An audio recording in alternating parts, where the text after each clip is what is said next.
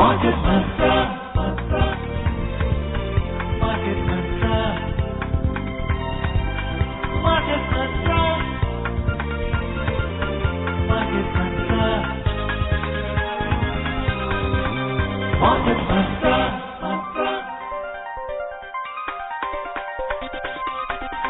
Market Mantra.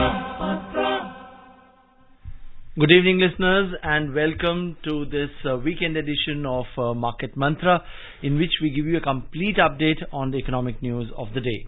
And today being Saturday, we'll also be taking calls from you, our listeners, on any queries that you may have on business, economic and stock market matters. But do remember that as a policy, we don't address company or stock-specific queries. You can call us on 2331 4444, 2371 7106, and our third dedicated line is 2342 1050. And if you're calling from outside Delhi, please prefix the STD code, that's 011 before the numbers.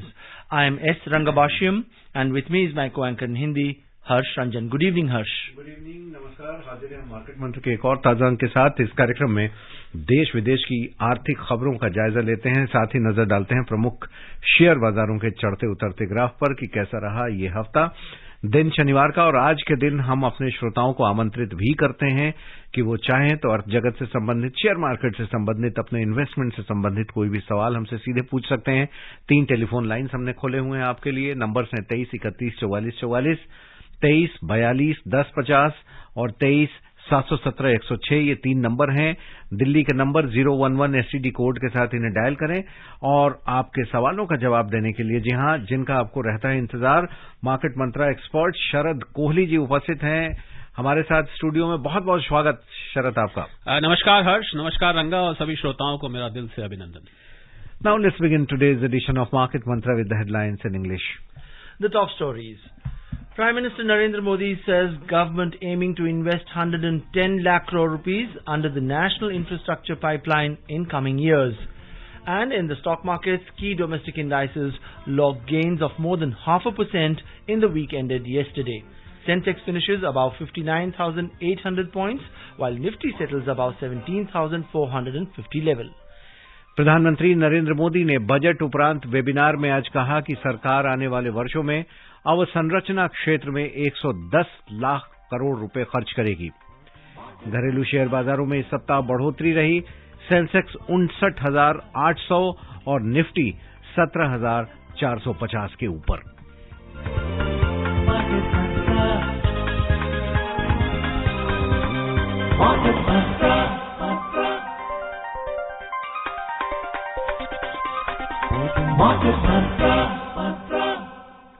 And now for all the details, let's start off with the big story that we are tracking for you this evening.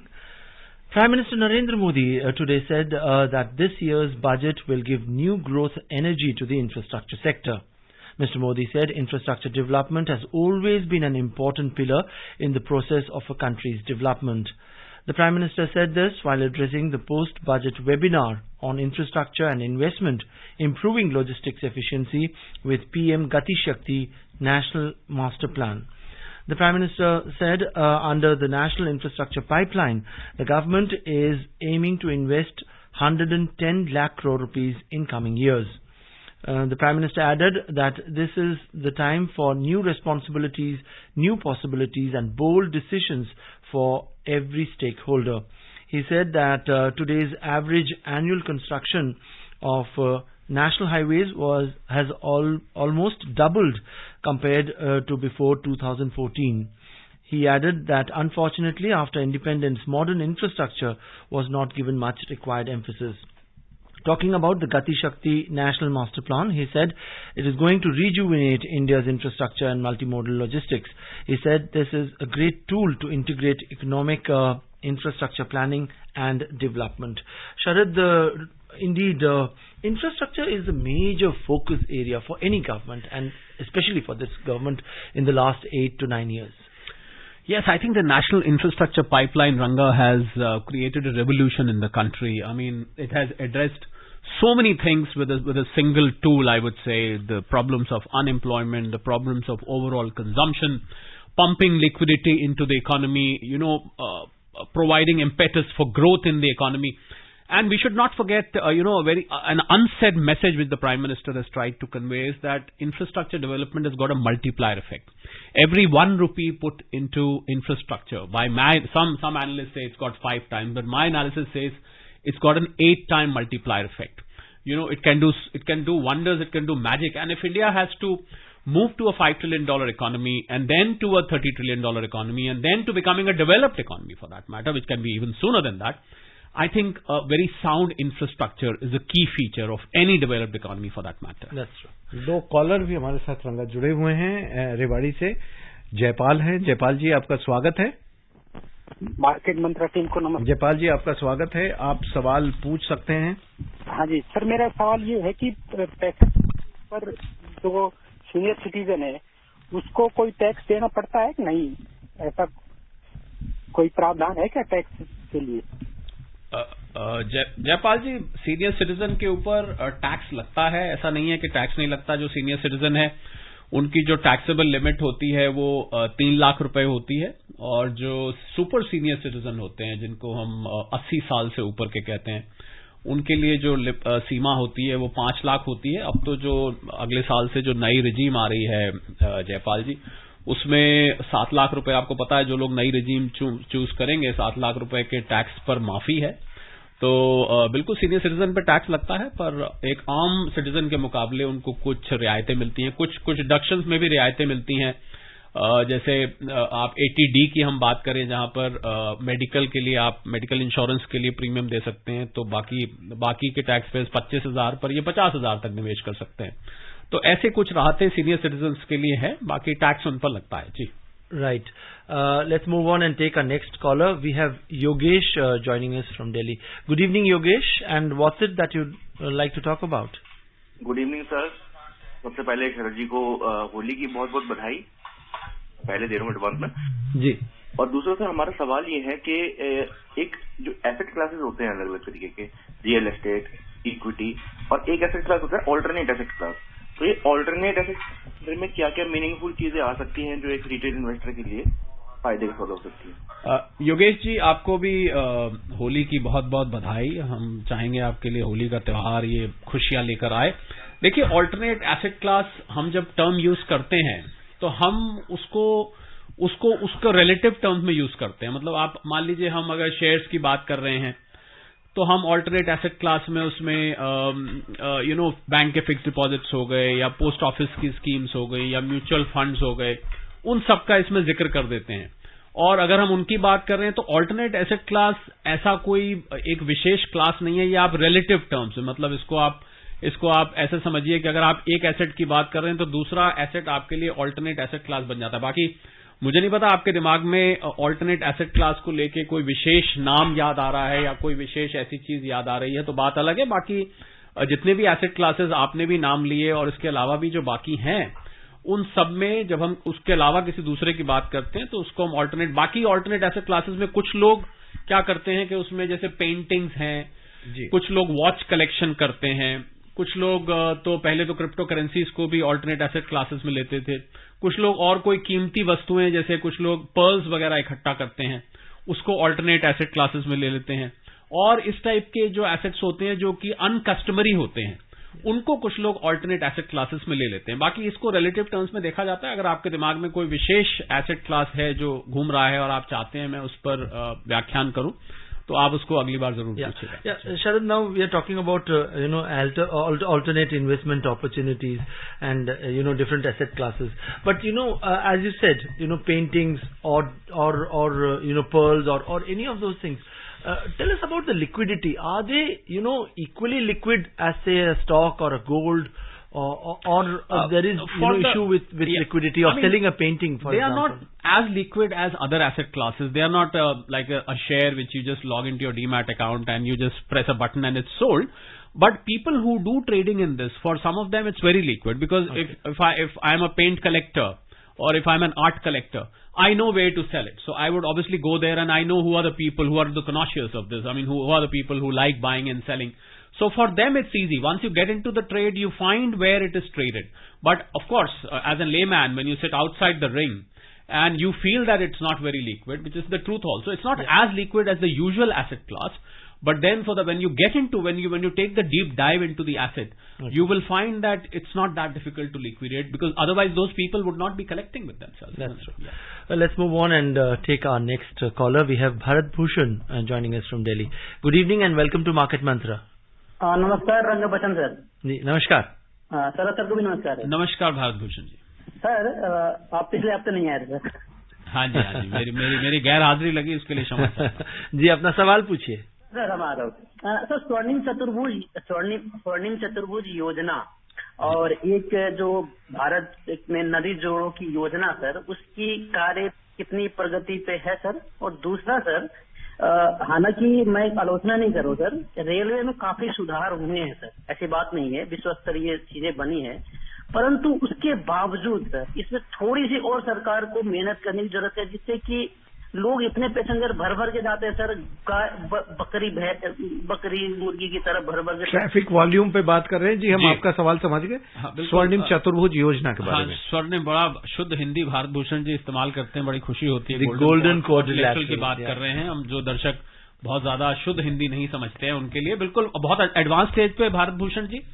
और अगर आपको इसका ज्वलंत उदाहरण चाहिए, मैं भी हिंदी का ही प्रयोग करता हूं आपके सामने शुद्ध, अगर इसका ज्वलंत उदाहरण चाहिए तो जो दिल्ली मुंबई का जो एक्सप्रेसवे है वो गोल्डन क्वाड्रिलेटरल का एक हिस्सा है. और उस पे आपने देखा होगा अभी प्रधानमंत्री जी ने उसका एक बहुत बड़ा करीब 300 किलोमीटर के आसपास के हिस्से का मुहूर्त भी किया. बहुत तेजी से काम चल रहा है गोल्डन क्वाड्रिलेटरल पे और बहुत मुझे उम्मीद है कि ये बहुत जल्दी पूरा होगा. और इसके पूरा होने के बाद अभी हमने थोड़ी देर पहले हम इंफ्रास्ट्रक्चर पर बात कर रहे थे, कितना ये लाभ पहुंचाएगा देश को इसकी कल्पना भी नहीं करी जा सकती. ट्रांसपोर्ट दिल्ली मुंबई और जहां जहां भी होके जाएगा ये बहुत लाभ पहुंचाएगा. बहुत एडवांस स्टेज पे काम है. रेलवे की आपने बात करी, देखिए रेलवे में नई नई ट्रेन का एडिशन किया जा रहा है. सरकार को इस बात का संज्ञान है भारत भूषण जी कि रेलवे पर प्रेशर है और बिल्कुल भर भर के लोग जाते हैं. हमेशा वेटिंग में आता है जो लोग बुकिंग कराते हैं. खासकर मान लीजिए मैं दिल्ली से उदाहरण लूं, पॉपुलर डेस्टिनेशन बिहार है, मुंबई है, वहां पर भरी रहती हैं ट्रेन जहां पर बहुत ज्यादा माइग्रेंट्स काम करते हैं. तो वंदे भारत है, बहुत सारी ट्रेन में ऑगमेंटेशन किया जाए जब जब मौका मिलता है. जितनी हमारी रेलवे लाइंस की कैपेसिटी है भारत भूषण जी, उसके हिसाब से आप समझ सकते हैं. अब इतनी ट्रेन नहीं ऐड कर सकते उन रेलवे लाइंस पे कि पता लगे कि जो सड़कों पे जाम दिखता है वहां आपको रेलवे लाइंस पर जाम दिख जाए. पर इसका भी इंफ्रास्ट्रक्चर को अंग्रेजी में हम एक वर्ड यूज करते हैं ऑगमेंट, इसमें बढ़ोतरी की जा रही है. और उम्मीद करते हैं आने वाले कुछ सालों में आपको रेलवे में सुधार देखेगा. और अब तो रेलवे के हवाई इंफ्रास्ट्रक्चर को बहुत बनाया जा रहा था. जो लोग रेलवे से जाते थे अब तो हवाई चप्पल वाले भी हवाई जहाज में जा रहे हैं. छोटे छोटे हवाई अड्डों में मैं अभी होके आया बिहार दरभंगा, मैंने वहां एयरपोर्ट देखा जहां कभी फ्लाइट पहले नहीं जाया करती थी. तो उसमें अब बहुत सुधार हो रहा है ट्रांसपोर्टेशन में. और ये जो आपका जो पहला सवाल है, कुछ हद तक वो दूसरे सवाल का जवाब भी है कि जब रेलवे में दिक्कत हो रही है तो आप तो सड़कें अगर इतनी बढ़िया हो जाएंगी, बुकिंग नहीं मिल रही तो उठाइए अपना बस लीजिए या गाड़ी उठाइए, जो भी आपके पास वाहन है उठा के आप सड़क से चल दीजिए. बाकी इंतजार करिए, इसमें सुधार और आपको देखने को मिलेगा. And joining us next is Rajesh from Delhi. Good evening and welcome to Market Mantra. Good evening Sharad ji. नमस्कार. नमस्कार राजेश जी. शरद जी, मैं आपका प्रोग्राम यहाँ भी और मनी कंट्रोल CNBC आज पे हर जगह देखता हूँ जी. धन्यवाद सर. छोटी सी समस्या है, आपने बताया था कि जो ये कैपिटल गेन के लिए जी ऑब्लिगेशन मार्च 21 में होने वाला था, उसके लिए गवर्नमेंट ने 14 महीने का एक्सटेंशन दिया है जी. तो वो नोटिफिकेशन मुझे कहाँ से मिल सकता है? क्योंकि मैंने 19 में अकाउंट खोला था और मैंने कंस्ट्रक्शन इस साल में शुरू किया है. तो वो कैपिटल गेन का मुझे ऑब्लिगेशन के लिए नोटिफिकेशन कहाँ से मिल सकता है सर? राजेश जी, मैं ठीक से तो कनेक्ट नहीं कर पा रहा कि आप कौन से नोटिफिकेशन की बात करें, क्योंकि जब आपको कैपिटल गेन होता है किसी प्रॉपर्टी के बेचने पे या किसी अन्य एसेट के बेचने पे, तो उसमें आपको 2 साल का टाइम दिया जाता है प्रॉपर्टी परचेज करने के लिए, 3 साल का टाइम दिया जाता है आपको प्रॉपर्टी कंस्ट्रक्ट करने के लिए. और अगर बीच में रिटर्न फाइलिंग की डेट आ जाती है तो आपको एक capital gain account scheme, C-GAS उसको हम कहते हैं, वो खोलना होता है आयकर विभाग को ये यकीन दिलाने के लिए कि आप वाकई इन्वेस्ट करना चाहते हैं. तो मैंने जो आपको तारीखें बताई, आप शायद, मेरा ख्याल है कि आप कोविड के दौरान जो एक्सटेंशन मिली थी उनका शायद जिक्र कर रहे हैं. वो नोटिफिकेशन आयकर की जो वेबसाइट है उस पर उपलब्ध है और आप आयकर पोर्टल पे जाएं, वहां पर एक नोटिफिकेशंस का अलग से जो लेटेस्ट नोटिफिकेशंस आते हैं उसमें अलग से एक बटन होगा, उसको दबाएं और वहां से आप नोटिफिकेशन निकाल सकते हैं। मेरा ख्याल है कि ये कोविड के दौरान जो एक्सटेंशन मिली थी कंस्ट्रक्ट करने के लिए, उसका जिक्र कर रहे हैं, क्योंकि इन्होंने 2021 की बात करी। ये वो समय था जब बहुत सारी डेटें एक्सटेंड करी जा रही थी, शायद आप उसका जिक्र करें। बाकी मैंने प्रावधान बता दी। अब भी कोई समस्या रही हो राजेश जी तो आप अवश्य दोबारा जुड़िएगा एक बार। जी, नंद गोपाल जी हमारे साथ हैं दिल्ली से जुड़े हुए। नंद गोपाल जी, स्वागत आपका, सवाल पूछ लें। Hello, Nand Gopal, do we have you online? I think we have lost contact with Nand Gopal. Never mind. Happens in a live program like this and with so many तो इस phone सप्ताह calls. Share market क्या रहा है, इस पे बात करते हैं रंगा। Yes, why not? Indeed. घरेलू शेयर बाजारों में इस सप्ताह आधे प्रतिशत से अधिक की बढ़ोतरी रही है। सेंसेक्स और निफ्टी दोनों सप्ताह के 5 सत्र दिवसों में केवल 2 दिन गिरे। सेंसेक्स 345 अंक बढ़कर 59,809 पर बंद हुआ, जबकि निफ्टी में भी 129 अंक की बढ़त दर्ज की गई है और ये 17,466 पर रहा है। Yeah, and time permitting, we'll try and have a small discussion on the stock market as well. But now let's take our next caller. We have Rajkumar joining us from Faridabad in Haryana. Good evening and welcome to Market Mantra. नमस्कार जी। नमस्कार। होली की बहुत बहुत शुभकामनाएं। आपको भी।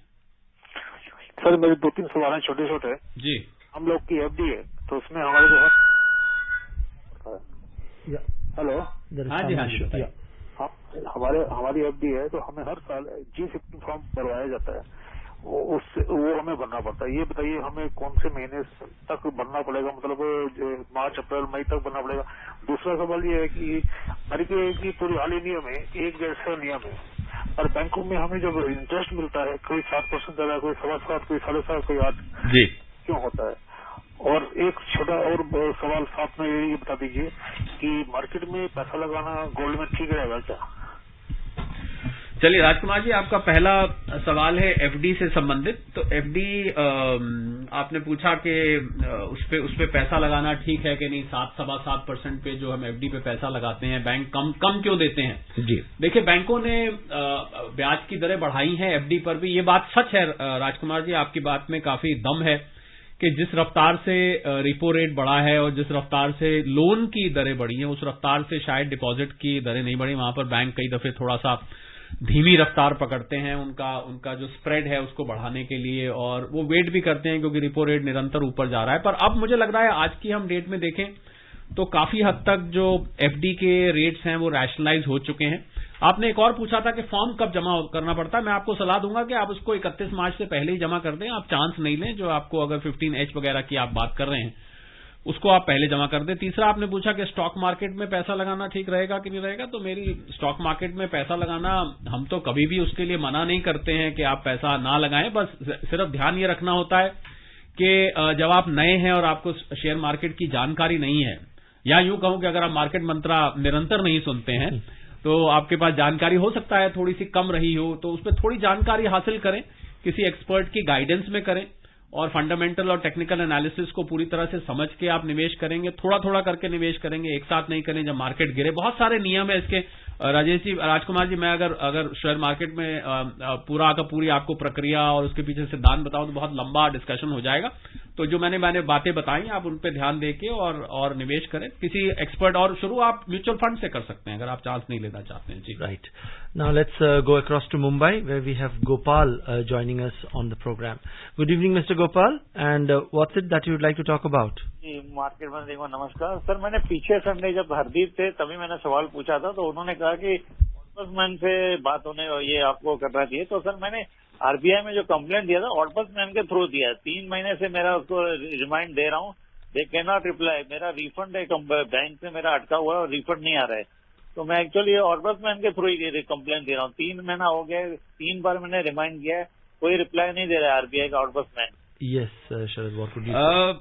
गोपाल जी, हमें खेद है पहले तो इस बात का कि आपको 3 महीने हो गए और आप इतने रिमाइंडर दे चुके हैं और उनका जवाब नहीं आ रहा है। हमें बहुत खेद है इस बात का। पर नॉर्मली ओम्बड्समैन से आप जब डालते हैं आरबीआई, वो जो आरबीआई इंटीग्रेटेड ओम्बड्समैन स्कीम है उसमें जब आप डालते हैं तो नॉर्मली वो लोग समयबद्ध तरीके से आप गोपाल जी चेक करिए कि आपकी जो कंप्लेंट है वो अपलोड भी हो पा रही है कि नहीं हो पा रही। कई बार क्या होता है, कनेक्टिविटी इशू से हमें लगता है कंप्लेंट चली गई है पर वो आगे अपलोड नहीं हो पाती है। तो एक तो आप ये चेक कर लीजिए, और इसमें मैं आपको सलाह दूंगा बजाय उसी कंप्लेंट के रिमाइंडर डालने के आप एक फ्रेश कंप्लेंट बनाइए, उसमें आप पिछली कंप्लेंट जो आपने डाली है उसका जिक्र करिए, और जो पहले आप डेट थी जिस डेट को आपने ओरिजिनली अप्लाई किया था वो डेट डालिए, रिमाइंडर्स की डेट डालिए, और उनको ये लिखिए कि मुझे 3 महीने हो चुके हैं, क्योंकि आरबीआई ओएस की स्कीम के अंतर्गत एक समयबद्ध तरीके से जवाब देना बनता है। ये आपकी बात, हमें बहुत खेद है कि आपको परेशानी हो रही है, आप ये करके देखिए।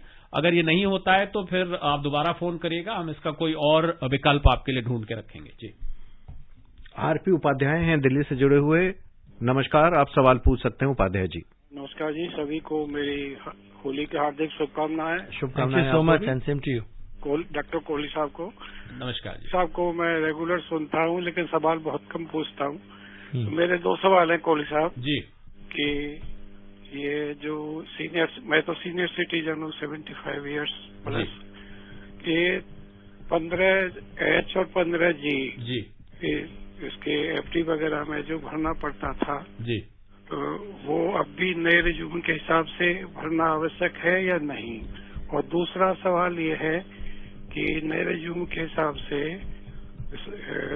7+ जो उसमें आते हैं इनकम टैक्स के में जी, और उन्होंने कोई एडवांस नहीं दे रखा, हाउस एडवांस या वो किसी तरह का, और वो अपनी जो बचत वगैरह के लिए, तो उसके लिए जरा थोड़ा सा क्लैरिफाई कर दे तो बड़ी कृपा होगी। धन्यवाद। उपाध्याय जी, बहुत बहुत धन्यवाद आपका। आप इतने वरिष्ठ नागरिक हैं, हमारे लिए बड़ी सौभाग्य की बात है कि आप फिर भी सवाल पूछते हैं। देखिए, 15H और 15G, आप अगर न्यू रेजीम में हैं उपाध्याय साहब, और आपकी आय जो है वो 7 लाख रुपए तक की है, मतलब 7 लाख से ऊपर नहीं है। पहली बात तो मैं आपको ये बताऊं कि न्यू रेजीम अगले साल से एप्लीकेबल है, मतलब 1 अप्रैल 2023 को जो साल शुरू होगा, क्योंकि बजट में जो प्रावधान आते हैं आपको पता ही होगा, वो अगले साल से उनको अप्लाई किया जाता है। तो आप उसको अगले साल जब आप आपका नेक्स्ट वित्तीय वर्ष शुरू होगा तो आप अपनी इनकम को कैलकुलेट करें। कैलकुलेटर डाल दिया गया है इनकम टैक्स पोर्टल पर, उसमें आप कैलकुलेट करके देख सकते हैं कि आपके लिए ओल्ड रेजीम या न्यू रेजीम कौन सा फायदेमंद है।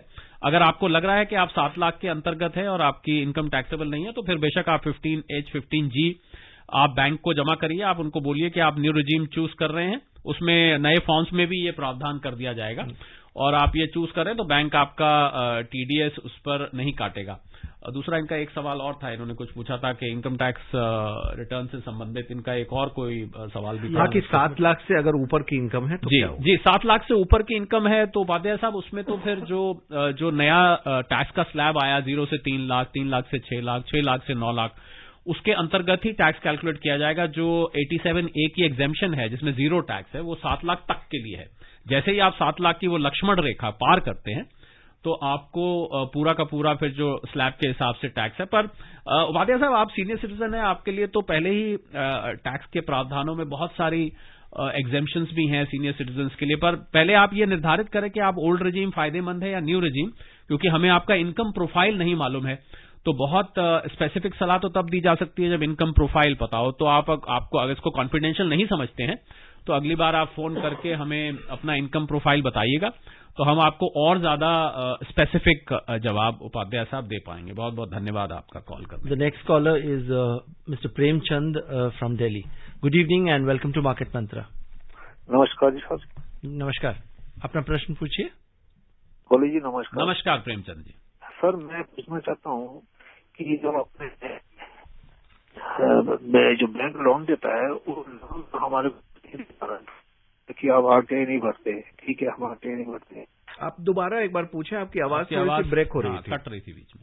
बैंक अब लोन देते हैं, लोन नहीं दे पा रहा।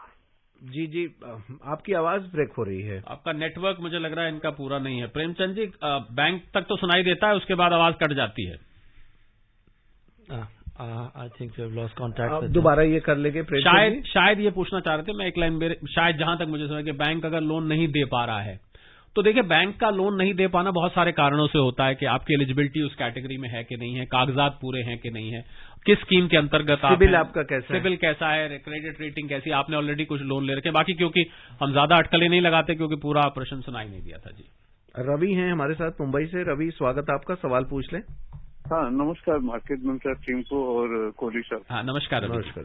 हाँ सर जी, वो जो मेरा पैसा अटका हुआ था क्लेम के लिए BMA वेल्थ क्रिएटर्स के अगेंस्ट भी अपना एक्सचेंज में, जी, वो आ गया है। वही मैं आप लोग को धन्यवाद देना चाहता हूँ कि आप लोग ने इतना जो सपोर्ट किया, गाइडेंस दिया, वो काम आया मुझे। चलिए रवि जी, हम तो सोच रहे थे कोई लड्डू वड्डू हमारी टीम के लिए शायद माइक के जरिए आ जाएगा, तो हमने तो मुंह भी खोल लिया था, पर कोई बात नहीं, बहुत खुशी है, हमें मुबारक हुआ हमें मीठा यही लग रहा है कि आपका काम हो गया। बिल्कुल बिल्कुल, बहुत बहुत बधाई हो आपको, और आपके लिए बहुत रिलीफ की, हमें भी उतनी खुशी हो रही है जितनी आपको। And joining us next is Santosh from Haryana.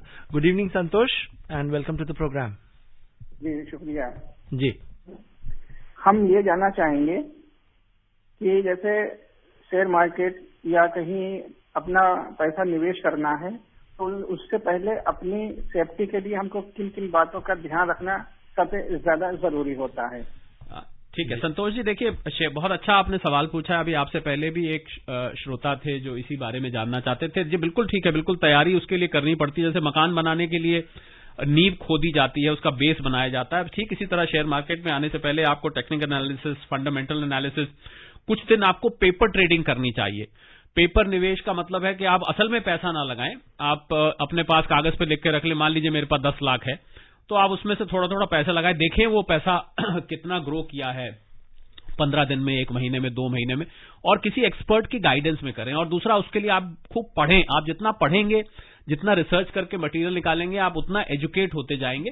और शुरुआत मैं आपको ये सलाह दूंगा संतोष जी कि आप शुरुआत एक म्यूचुअल फंड के थ्रू करें, बजाय सीधा शेयर मार्केट में गोथा लगाने के। आप एक म्यूचुअल फंड, क्योंकि म्यूचुअल फंड में एक्सपर्ट्स आपके एसेट्स को मैनेज करते हैं, उसको करें। थोड़ा थोड़ा करके लगाएं, एकदम ना लगाएं। बहुत सारी चीजें हैं संतोष जी बताने के लिए, बहुत लंबी वार्ता हो जाती है इससे संबंधित, तो आप फिर अगली बार फोन करें, हम भी इसको भी हम किस्तों में आपको बताने की कोशिश करेंगे।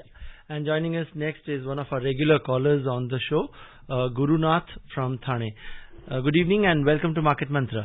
हाँ सर, नमस्कार। नमस्कार। नमस्कार। हाँ सर, पुलिस सर को भी नमस्कार। नमस्कार गुरुनाथ जी। हाँ सर, मेरा क्वेश्चन था सर, ये जो बीच में जो अडानी ग्रुप के जो एक जबरदस्त गिरावट उनके शेयरों में देखी गई थी, और उनकी जो वेल्थ है वो मतलब 117-18 कितना बिलियन डॉलर थी, तो सर ये घटकर इतना मतलब 65 तक आ गए, तो सर ये मतलब पूरी तरह इनका जो फ्यूचर है ये शेयर मार्केट से क्या लिंक है? मतलब इतना तेजी से इनके मतलब इनमें तो इन्वेस्टर का भी बहुत सारा उसका। देखिए हम किसी कंपनी विशेष के यहाँ पर वैसे जिक्र नहीं करते हैं सैद्धांतिक रूप से, पर मैं आपको जनरली बता दूं, देखिए कोई भी बड़ा शेयर और कोई भी कंपनी का ग्रुप जब प्रभावित होता है तो लाजमी बात है मार्केट का एक सेंटीमेंट होता है, वो सेंटीमेंट प्रभावित हो जाता है। और सेंटीमेंट का मार्केट में उतार चढ़ाव गुरुनाथ जी एक आम बात है, तो उसमें कोई बहुत ज्यादा विचलित नहीं होना चाहिए। और चर्चा में आ जाए बात, एक कहावत होती है बद अच्छा बदनाम बुरा, जिसका नाम चर्चा में आ गया स्टॉक मार्केट में उस पर हो गया। तो मुझे लग रहा है कोई ऐसी विशेष चिंता की बात नहीं है, मार्केट ऊपर नीचे जाता रहता है। ओवरऑल आजकल ग्लोबल सेंटीमेंट ही थोड़ा सा और देखिए 60,000 के आसपास सेंसेक्स बना हुआ है। हाँ, अभी भी सेंसेक्स इतना नहीं गिरा है जितना लोग सोच रहे थे, उतना कुछ नहीं, और उतार चढ़ाव होता है। इसको मुझे लग रहा है एक जो मैच्योर स्टॉक इन्वेस्टर है वो उसको दूसरी तरीके से देखता है। Right. And now let's take a look at the U.S. markets. U.S. Share markets logged gains yesterday amid volatile week. The three major indices surged as U.S. Treasury yields eased and economic data helped investors look past the growing likelihood that the Federal Reserve will have to keep its restrictive policy in place until late next year. The Dow Jones Industrial Average rose 1.2%. The S&P 500 gained 1.6% and the Nasdaq Composite Index climbed 2%. और एक बार हम फिर ये repeat कर दें, अभी चूंकि बात हो रही थी कि सेंसेक्स और निफ्टी घरेलू शेयर बाजार ने इस सप्ताह ठीक ठाक प्रदर्शन किया है, आधे प्रतिशत की बढ़ोतरी रही है। सेंसेक्स में खुद 345 अंक की बढ़ोतरी रही, 59,809 पर है। 129 अंक की बढ़त के साथ पूरे हफ्ते में निफ्टी 17,466 पर रहा। मिड कैप और स्मॉल कैप शेयरों में भी इस सप्ताह बढ़ोतरी रही है। मार्केट मंत्रा में अब समय खत्म हो रहा है, फिलहाल इतना ही। शरद आप आए, आपका बहुत बहुत शुक्रिया। और हमारे श्रोताओं का भी बहुत शुक्रिया। And before we close, a quick look at the top stories. Prime Minister Narendra Modi says the government aiming to invest 110 lakh crore rupees under the National Infrastructure Pipeline in coming years. And in the stock markets, key domestic indices logged gains of more than 0.5% in the week ended yesterday. Sensex closes at 59,800 level, while Nifty settles above 17,450 level. And with that, we come to the end of this edition of Market Mantra. Thank you so much for joining us. Goodbye. Namaskar. Market Mantra.